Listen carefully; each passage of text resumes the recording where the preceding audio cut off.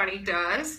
And so I was explaining to my friend the other day that through picture that this is kind of how grief goes, and for each of us our heart is kind of filled with a little something different, if you will.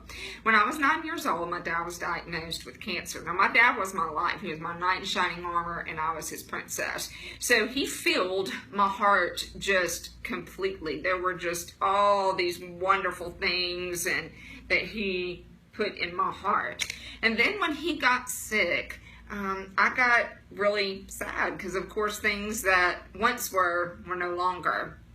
So sadness began to fill my heart. And then he passed away. And my heart grew even sadder. Now, in my family of origin, we didn't talk about those emotions. We, just kind of pretended like we were all fine and everything went away. But here I was, this 9-year-old little girl, and I'm like, wait a minute, my dad's gone. I may not understand everything that's going on, but I know he's not here.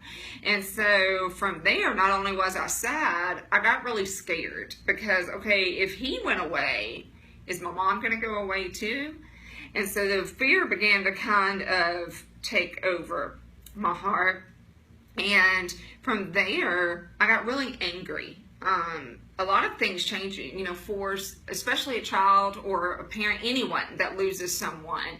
It is not just a loss of a physical presence of someone. It may be, for me, it was now my mom's a single parent and she has to go back to work. And so there was no parent when I came home because she's trying to take care of me and has to work late.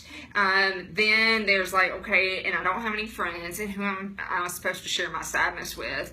And so my mom, bless her heart, got the brunt of my anger. And as you can see, even with this, is that the red, which is representing for me the anger, is taking over. It is clouding every other emotion. And then when I tried to be happy, which for me is represented by yellow, there's almost no place for it. It just kind of blends in with everything else, gets covered up, not enough room for it because of my sadness, my anger, my fear. And then on top of that, like I said, we moved and I didn't have any friends, so then all these holes began to be filled, or all these holes began to happen in my heart and weren't filled, and I didn't know what else to do, and I got angrier and I got sadder, and bitterness began to set in to my heart because, again, where was I getting rid of my grief? I wasn't. So all these emotions were just piling up in my heart. And that was grief for me. This was grief as a 9-year-old until I was 36 because I didn't know what to do with all those emotions. Especially children have no clue. This is the first time they've ever experienced this type of pain before, and they're like, I don't know what to do with it. And so they're looking at the adults around them to help them explore this emotion, and oftentimes we as adults don't know what to do with these emotions. So I'm just going to kind of show you my heart and how it came out.